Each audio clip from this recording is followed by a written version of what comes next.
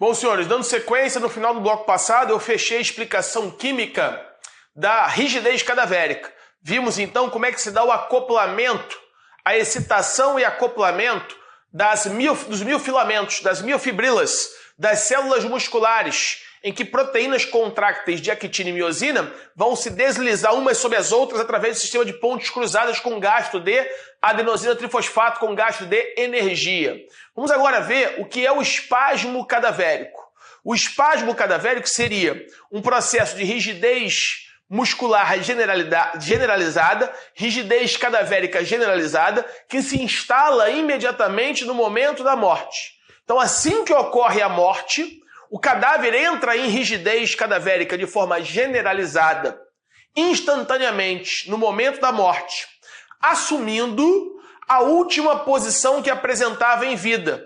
Então imagine que ele ia sacar de sua arma para matar alguém. Ele estava segurando um copo com água e o mataram. Ele morreu instantaneamente. Ele vai assumir uma rigidez cadavérica que faz com que ele assuma a última posição que ele apresentava em vida. Por quê? Porque se instalou imediatamente com a morte um fenômeno de rigidez cadavérica generalizada. Nós vimos no início desse fenômeno de tanatologia forense, do estudo da tanatologia forense, que há sinais imediatos de morte. Sinais imediatos que se dão sinais de probabilidade.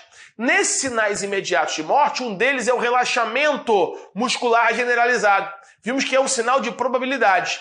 Na rigidez, no espasmo cadavérico, não passaria o cadáver por esse estágio inicial. Então eu morri. Em vez de ficar todo flácido e assumir a posição, obviamente, do objeto no qual estou me apoiando, eu vou entrar em rigidez cadavérica imediata e generalizada, assumindo a última posição que eu apresentava instantes antes de morrer. Se eu estava segurando um copo, eu vou ficar rígido, como se fosse uma estátua no momento imediato da morte. Isso se chama espasmo cadavérico, também conhecido como sinal de Kosu. Sinal de Kosu. Então joga na tela, por favor. O que é isso? Espasmo cadavérico. Seria espasmo cadavérico, voltando aqui o slide. Espasmo cadavérico é uma rigidez muscular instantânea, sem que, assim que ocorra a morte. Então o cadáver, no momento da morte, ele não entra em flacidez. Ele não entra em flacidez muscular generalizada. Essa flacidez muscular generalizada, ela é um sinal de probabilidade de morte. Então não haveria essa fase. Ele entraria imediatamente em rigidez muscular instantânea, mantendo a última posição até o início da putrefação. Isso se chama, alguns autores vão usar um epônimo, que é o chamado sinal de Kosu. O professor Delton Cross, na página 431 do seu livro, na 9ª edição, vai dizer que alguns autores que aceitam esse fenômeno vão dizer que isso ocorre em virtude de uma lesão no diencéfalo, no núcleo vermelho do diencéfalo. Então volta para mim. O professor Delton Cross, nessa página, nesse livro, ele vai dizer o seguinte: olha, isso é controvertido na literatura. Há autores que aceitam, há autores que não aceitam o espasmo cadavérico. Outros autores vão dizer que já trabalharam em institutos médicos legais por 30 anos e nunca viram isso acontecer na prática.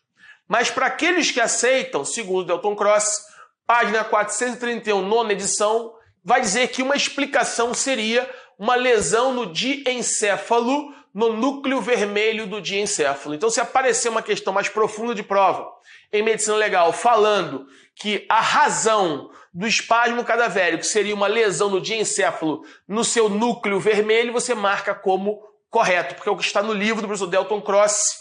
Ou melhor, falei Delton Cross, falei errado. É o professor Genival Veloso de França.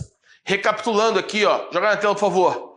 Apaga isso aqui. Não é o Delton Cross, não. É o Genival Veloso de França. Falei errado. Página 431 do livro do professor Genival Veloso de França. Estava com o Delton Cross na cabeça porque eu estava há pouco olhando alguns pontos no livro dele. Mas, na verdade, esse ponto não é no Delton Cross, é no Genival Veloso de França. Tudo bem? Bom, então, senhores, esse é o chamado espasmo cadavérico. Uma outra pergunta que pode aparecer ainda é que em rigidez cadavérica é o que é a síndrome de Lázaro, ou a ideia de catalepsia. É a ideia de que a pessoa parece morta, os seus sinais vitais exteriores são imperceptíveis, então você vai ao pulso radial, ela não tem pulso radial. Tenta auscultar movimentos cardíacos, batimento cardíaco. O movimento cardíaco é tão pequeno, é tão insignificante que nem com uma ausculta eu consigo verificar. Não tem movimentos respiratórios, ou seja, ela apresenta sinais imediatos de morte, que são sinais incompatíveis, obviamente, com a vida, né? Então, ausência de respiração, cessação de batimentos cardíacos, uma face pálida. E aí, ela é dada como morta, muitas vezes colocada no necrotério. Daqui a pouco ela, então, retoma os seus sinais vitais, ela retoma batimentos cardíacos e ela, então, começa a se mexer, algo parecido. Aí coloquei uma reportagem que aconteceu há pouco tempo na Rússia. Idosa é declarada morta, passa a noite em necrotério e acorda. Então, senhores, aqui eu tirei uma parte do livro do professor Genival Veloso de França. Mais uma vez, aqui não é Delton Cross, tá? Na tela, coloquei errado. É o professor Genival Veloso de França. Página 431. Ele vai dizer o seguinte, olha, o que vem se chamando de catalepsia trata-se de um tipo de distúrbio letárgico que impede o paciente se movimentar temporariamente. E suas funções vitais, batimento cardíaco, movimentos respiratórios, se mantêm de forma muito lenta, dando a impressão de que ele está morto. Sua causa é desconhecida para a medicina, diz o autor. E seus sinais mais importantes são rigidez corporal, falta de resposta a estímulos, a respiração e os pulsos muito lentos, como disse, a pele pálida e aparência séria. Porém, a alegação de que pacientes podem se manter vivos com parada total e demorada das funções circulatória e respiratória é inaceita, não é admitida sob o ponto de vista científico. Então, senhores, eu coloquei essa passagem porque ele pode perguntar numa prova para delegado o que é essa síndrome de Lázaro. Como isso aconteceu há pouco tempo na Rússia, pode ser que ele, então, o examinador, vendo essa reportagem, se inspire para fazer uma questão de prova. Então fique atento para isso. Página 431 do professor Genival Veloso de França. Como o próprio autor disse, as causas são desconhecidas. Há um abotamento das funções vitais, batimentos cardíacos e respiratórios são imperceptíveis, depois isso é retomado. A face fica pálida, a pele pálida e aparentemente a pessoa está morta. Como aconteceu na Rússia, foi até colocada no necrotério. E aí daqui a pouco ela acorda. Ela não estava morta. Só que a comunidade científica não aceita essa ideia de que seria possível se manter com as funções orgânicas abotadas, diminuídas, praticamente inexistentes, e a pessoa se manter viva. Por isso que ele diz que essa causa é, em termos médicos, desconhecida. Mas a literatura, como disse no livro dele, vai apontar esse fenômeno chamado de catalepsia ou síndrome de Lázaro. Então imagine que ele pergunte a você o que é a síndrome de Lázaro numa prova para delegado. Você tendo esses conhecimentos, é isso que precisa saber sobre esse tema, porque é isso que está no livro do professor Genival Veloso de França. Tudo bem? Tranquilo, o professor Higino também comenta isso no mesmo sentido do que está no livro do professor Genival Veloso de França. Tranquilo? Vamos em frente então. Bom, agora vamos falar sobre o sentido da rigidez cadavérica.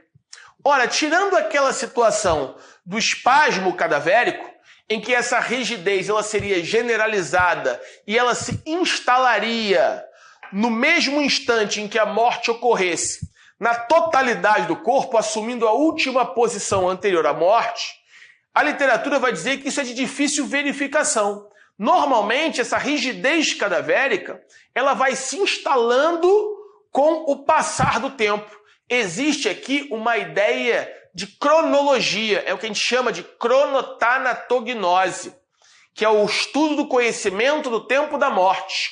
Cronotempo, tanato, morte, gnose, conhecimento. Então seria possível através não só do sentido da rigidez, mas também na evolução da instalação desse processo de rigidez se estabelecer aquilo que a literatura chama de cronotempo. cronotanatognose. E a partir daí, nós vamos falar da lei de Nielsen-Sommer-Larcher. Lei de Nielsen-Sommer-Larcher é a lei que vai indicar qual é o sentido da rigidez cadavérica. E esse sentido é um sentido chamado sentido crânio-podálico, céfalo-caudal, da cabeça para os pés. Significa dizer que a rigidez cadavérica ela não se instala a um só tempo em todas as massas musculares de uma só vez. Ela vai se instalando num determinado sentido de direção. Ela começa nesse músculo que faz com que a gente abra e feche a boca, é o masseter. Então, o primeiro músculo que vai enrijecer é o masseter. Depois, os músculos do pescoço, cabeça, pescoço, depois troncos, membros superiores e, por fim, membros inferiores, até que a rigidez se generaliza. A generalização da rigidez cadavérica. Então, joga na tela, por favor. Qual é o sentido, candidato, da rigidez cadavérica? É céfalo-caudal, é crânio-podálico, ou seja, da cabeça para os pés. É o que se chama na literatura de lei de Nielsen-Sommer-Larcher. Ora, e aqui, senhores, haveria uma análise que partiria de MMM pequeno para MMM grande. Esse seria o sentido de MMM pequeno para MMM grande. O que seria, volta para mim, por favor, MMM pequeno para MMM grande? Das menores massas musculares para as maiores massas musculares. É a chamada lei de Nielsen-Sommer-Larcher. Nós somos animais bípedes e a tendência é que nós tenhamos as maiores massas musculares nos membros inferiores.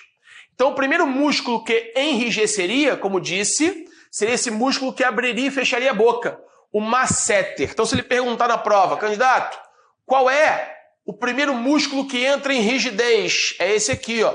Esse músculo é o chamado masseter. Masseter. Então, você foi lá na mandíbula do cadáver. E a mandíbula do cadáver ainda está flácida, você consegue facilmente abrir e fechar a boca, menos de 2 horas de morte. A gente vai ver daqui a pouco. Salvo se já tivesse iniciado a putrefação. Porque a gente vai ver que a putrefação ela tem o condão de desfazer a rigidez cadavérica. Mas foi a boca do cadáver, mexeu. Tá tudo mole? Menos de 2 horas de morte. Porque com 2 horas de morte, há o enrijecimento no masseter. Masseter é esse músculo que abre e fecha a boca. Então, voltando para cá, né? Ora, essa rigidez aconteceria das menores massas musculares, e como disse, como somos animais bípedes, as menores massas musculares estariam nos membros superiores, no tronco, na musculatura do tronco, da caixa torácica, tóraco, músculos tóraco-apendiculares. Músculos tóraco-apendiculares seriam enrijecidos mais rapidamente, mais precocemente, do que os músculos dos membros inferiores. Tranquilo? É isso que está na literatura. Bom, e aí como é que seria essa lei de Nielsen-Sommer-Larcher no que tange a cronotanatognose?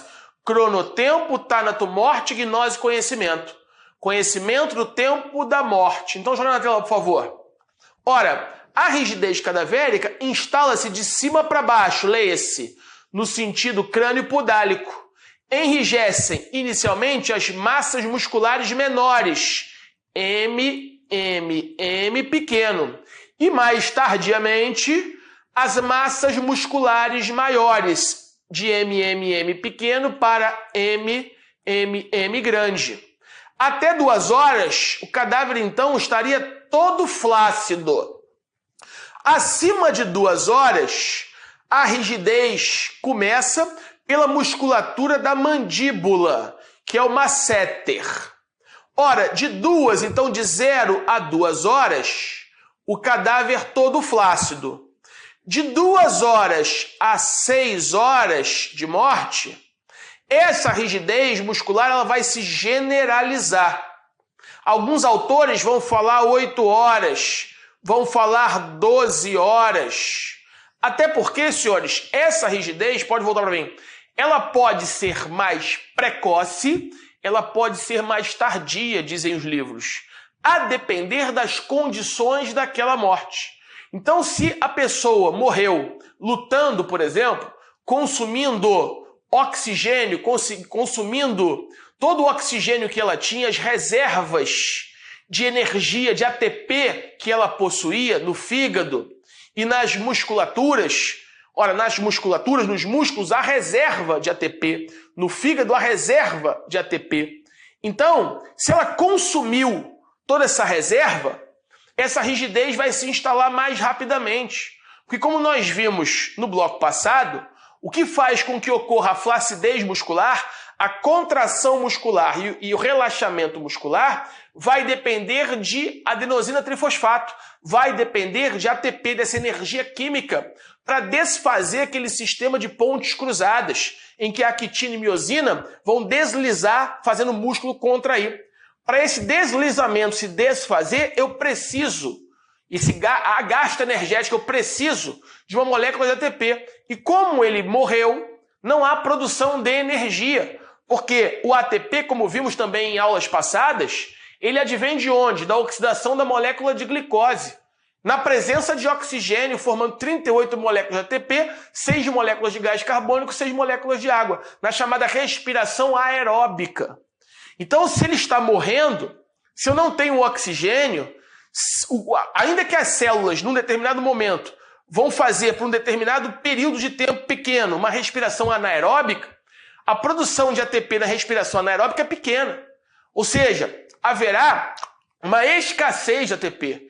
E essa rigidez vai se instalar mais rapidamente na medida que esse sistema de pontes cruzadas não vão se desfazer. Porque, como demonstrei no bloco passado, para que aquele sistema de pontes cruzadas se desfaçam e a actina deslize sobre a miosina, o músculo relaxando, eu preciso fazer isso através de gasto energético, através de ATP, que está escasso porque a morte se instalou. Então, em mortes, que são mortes com muito gasto de energia, possivelmente, ele está lutando para não morrer, possivelmente essa rigidez vai se instalar mais rapidamente. Também nessa mesma linha de raciocínio, as mortes com privação de oxigênio, como, por exemplo, nas asfixias. Então, nas asfixias, como tem privação de oxigênio, essa rigidez vai se instalar tendencialmente mais rapidamente. E aí o Higino até traz no livro dele uma passagem explicando isso, que ele fala assim, as donas de casa, o saber popular explica isso. Toda dona de casa sabe, segundo ele, toda dona de casa sabe que para você matar uma galinha, para fazer uma galinha, por exemplo, cozida, você não pode cansar a galinha momentos antes da sua morte, né? Tô falando aqui de dona de casa, porque o exemplo tá no livro do Higino, tá? Para depois não dizerem que eu sou machista, só dona de casa cozinha. Que besteira é isso. Mas no mundo de hoje a gente tem que ter cuidado com as palavras. Mas é porque isso que está no livro dele. Então no livro do Higino ele vai dizer, uma dona de casa sabe, esse conhecimento popular já explica isso. Se eu quero matar uma galinha para fazer uma galinhada, por exemplo, eu não posso cansar a galinha porque senão a carne vai ficar dura. Ela consumiria energia, ela consumindo energia diminuiria a quantidade de ATP, a rigidez muscular se instalaria mais rapidamente, a carne ficaria dura. Então, senhores, vai depender da razão, da causa de morte. Olha aqui, o que eu trouxe aqui é o livro do Higino, né? Qualquer condição, que eu acabei de falar, qualquer condição que determine a redução do oxigênio no tecido muscular, anemias, asfixias, acabei de falar, intoxicação por monóxido de carbono, nós já vimos a intoxicação por monóxido de carbono formando a carboxihemoglobina, é uma asfixia por monóxido de carbono, dificuldade de utilização por intoxicação por meio de cianeto, excesso de consumo, exercícios musculares intensos, convulsões, hipertermia, reduz a concentração do ATP, acabei de falar isso, muscular, dificultando a separação do complexo actina e miosina, sistema de pontes cruzadas, sistema de pontes cruzadas, expliquei isso no bloco passado. Para eu desfazer esse sistema de pontes cruzadas, o que eu preciso? De ATP. E não havendo ATP, por quê? Porque houve intenso gasto no exercício muscular e está lutando para não morrer. Ora, isso é responsável pela rigidez. Animais sacrificados por choque insulínico, apresentam rigidez muito precoce e intensa. Trabalhos experimentais demonstram que quanto menor o teor de ATP, maior a intensidade da rigidez cadavérica. Mesmo sem conhecer a teoria, as donas de casa, livro do Higino, sabem que não se deve cansar uma galinha pouco antes de matá-la. Sob pena, pouco antes de matá-la. Deixa eu voltar aqui que eu fiz alguma besteira aqui. Pode voltar para mim? Que eu fiz alguma besteira ali. Pouco antes de matá-la, sob pena de você comer carne dura. Tudo bem até aí? Tranquilo? Dúvidas? Legal. Bom, senhores, vamos voltar para cá. Reparem, entre mim e a informática existe um hiato, quase um abismo, né?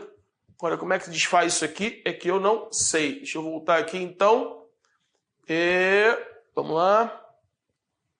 Voltou. Pronto, consertei. Então, senhores, gravação é isso mesmo. Vamos lá.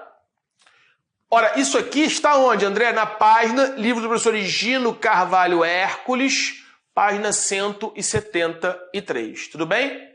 Então, concluindo, joga na tela. Mortes violentas, acompanhadas de intensa luta. Por que acompanhadas de intensa luta? Porque quando uma morte é acompanhada de luta, há um alto consumo de oxigênio. O gasto de oxigênio é elevado. E não só de oxigênio, também de ATP, para formar energia. Ora, nós vimos C6H12O6. Aqui uma glicose, uma hexose de 6 carbonos. É daqui, quebrando essas moléculas, que se produz 38 moléculas de ATP, 6 moléculas de gás carbônico e 6 moléculas de água. Vimos isso na aula de asfixiologia forense. Então volta para mim. Se eu tenho uma morte com luta, por exemplo, o gasto energético é muito grande. Se o gasto energético é muito grande, eu vou diminuir a concentração de ATP. Diminuindo a concentração de ATP, essa rigidez vai se instalar mais rapidamente, de forma menos tardia, mais precoce. Porque lembra, bloco passado, para desfazer o sistema de pontes cruzadas, eu preciso de ATP. Então, joga na tela.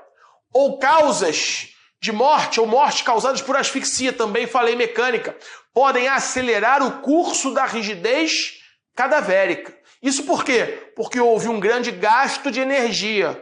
Logo, faltará energia para manter os tecidos flácidos. Para manter os tecidos flácidos, então, eu preciso de energia? Bloco passado mais uma vez.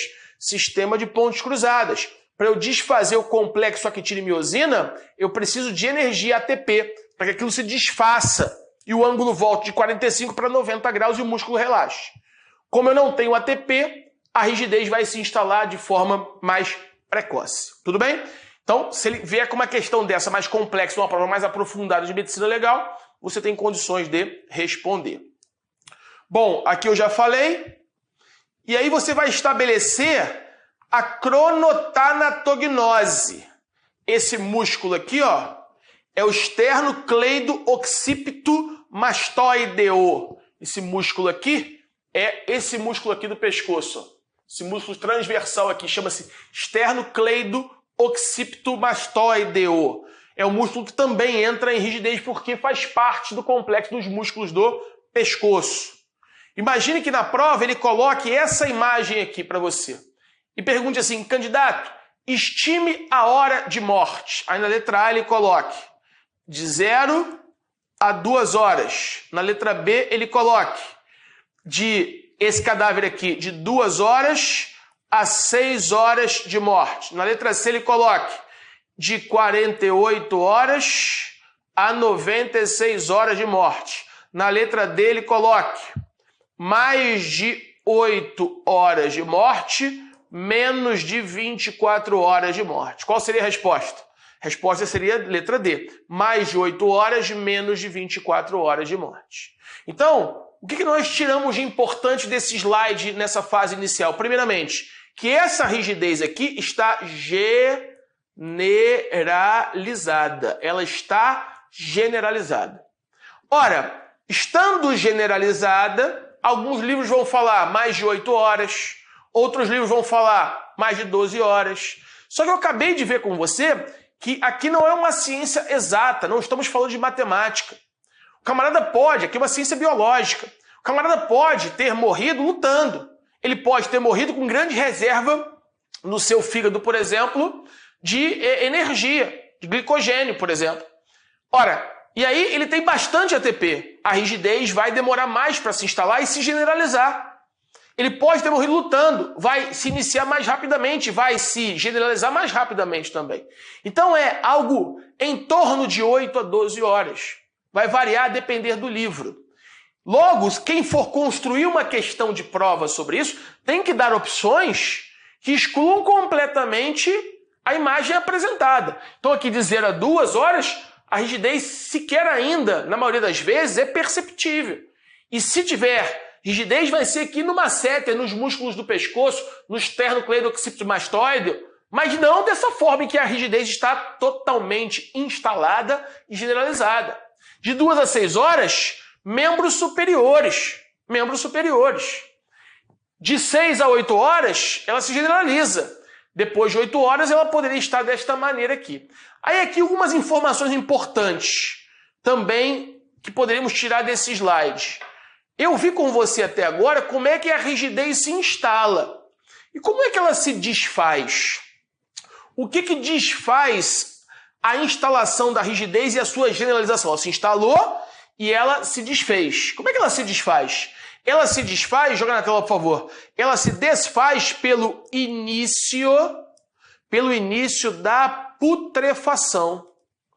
Então, o que desfaz a rigidez cadavérica é o início da putrefação. Mas, André, quando é que a putrefação começa? No bloco seguinte, que nós vamos falar um pouco mais à frente, eu vou estudar os fenômenos destrutivos do cadáver.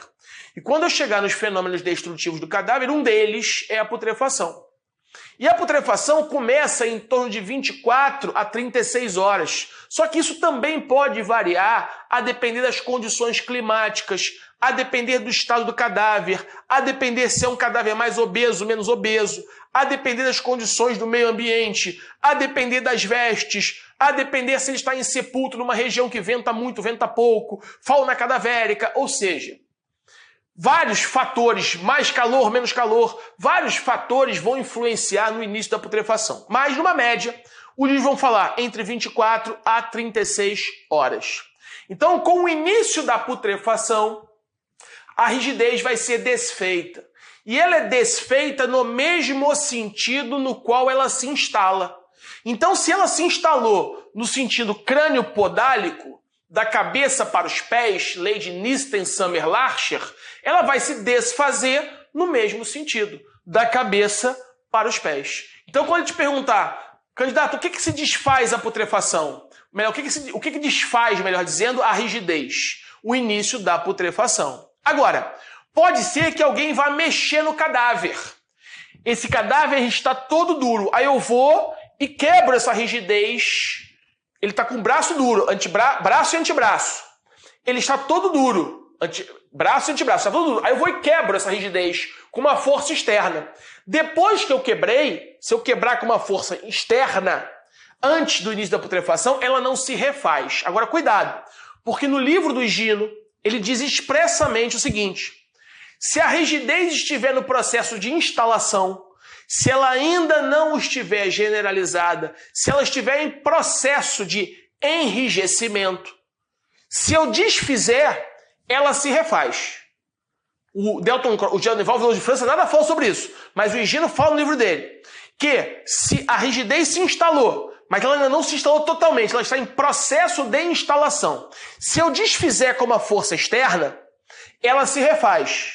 Agora, se ela já estiver completamente instalada e eu desfizer, aí ela não se desfaz mais. Então, cuidado, porque tem uma passagem no livro do Higino que fala isso expressamente. Aí, cuidado, quem vai fazer concursos no qual o livro do Higino é o livro adotado pela banca. Tudo bem? Ora, imagine então que ele te deu uma questão de prova assim: estime a hora de morte.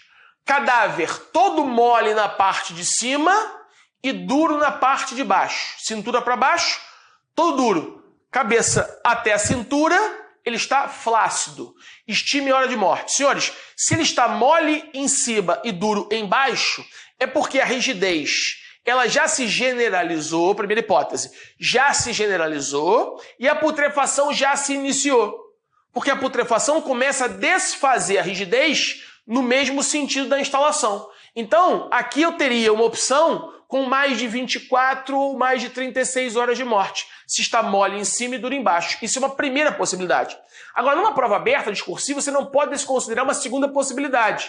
Ela se instalou completamente, eu tenho mais de 8 horas, e aí eu tenho menos de 24, ela não começou a se desfazer ainda, só que alguém foi lá e mexeu no cadáver, mexeu nos músculos tóracos-apendiculares, mexeu nos músculos do braço, do antebraço, nos músculos do pescoço, alguém desfez manualmente essa rigidez da cintura para cima. Então, numa prova aberta, se ele diz para você que essa rigidez ele está mole em cima e duro embaixo, duas possibilidades. Ou tem mais de 24 ou 36, a putrefação já se iniciou desfazendo a rigidez no mesmo sentido da instalação, primeira possibilidade. Ou segunda, ela se instalou, se generalizou, e eu sei que se generalizou porque os músculos dos membros inferiores estão rígidos, mas só que a parte de cima está mole, porque alguém foi lá e mexeu no cadáver. Tudo bem? Então cuidado, porque ele pode criar várias situações de prova a partir desses casos concretos. Duro em cima e mole embaixo. Qual é a situação? Ao contrário, né? Duro em cima e mole embaixo. Eu falei mole em cima e duro embaixo. Agora, duro em cima e mole embaixo. Nesse caso, senhores, menos de 8 a 12 horas. Porque se está duro em cima e embaixo ainda está mole, está flácido, melhor dizendo, né? Ora, está flácido por quê? Porque ela não se generalizou. E se ela não se generalizou, tem menos de 8 a 12 horas de morte, porque ela não está generalizada ainda. Ou, outra possibilidade, eu tenho mais de 12, menos de 24, 36, porque em cima ainda está flácido, ainda está rígido, só que alguém foi lá e mexeu nos membros inferiores do cadáver. Então, tudo isso você tem que pensar numa questão de prova que ele pudesse trazer. Estime a hora de morte trazendo essas situações. Ele vai colocar lá de 6 a 8, mais de 48, menos de 24. Aí, sabendo tudo isso, você vai ter que encontrar a opção correta ou julgar certo ou errado. Tudo bem? Com isso, então, a gente fecha o tema rigidez cadavérica, o tema longo, por isso eu deixei por último, dentro de sinais de certeza de morte. E no próximo bloco, próxima aula, nós vamos falar especificamente dos fenômenos conservadores e destrutivos do cadáver, dando sequência à tanatologia forense. Aguardo os senhores lá. Um abraço, fiquem com Deus.